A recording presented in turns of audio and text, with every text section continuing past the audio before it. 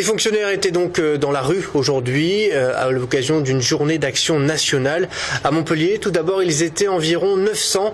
Les revendications des fonctionnaires portent sur les salaires, des salaires gelés depuis 2010 et qui le resteront jusqu'en 2017. C'est la décision de Manuel Valls, une décision qu'il a annoncée il y a quelques semaines.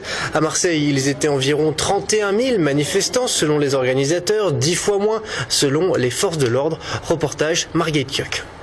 Ce matin, 2 ans jour pour jour après la prise de fonction de François Hollande, les fonctionnaires ont décidé, à l'appel de 7 syndicats, de manifester une union interprofessionnelle pour dénoncer le gel du point d'indice de leur salaire depuis 2010 que le gouvernement devrait prolonger jusqu'en 2017. Les conséquences seraient la diminution de leur pouvoir d'achat. Ce qui veut dire pour les fonctionnaires, quelle que soit leur catégorie, quel que soit leur ministère ou leurs affectations, une vie de plus en plus difficile, une santé qui est remise en cause, un logement difficile à obtenir, des loisirs pour les enfants qui sont difficiles aussi, et quelque part c'est aussi une rétractation de l'action publique. Près de 30 000 selon les syndicats, 3 200 personnes selon la police ont battu enseignants, fonctions territoriales ou encore employés de l'assistance publique des hôpitaux de Marseille.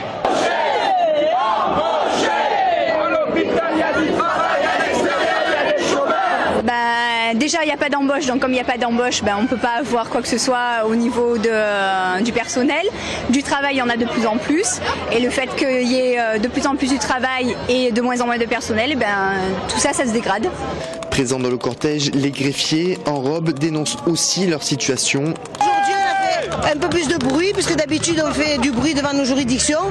Et là aujourd'hui on a dit on va manifester avec tous les autres fonctionnaires et en robe pour pas qu'on nous confonde avec les avocats ou les magistrats. Après avoir suivi le parcours habituel, Canebière-Courlioto bloquant la circulation en centre-ville, les manifestants se sont dispersés vers midi à la préfecture.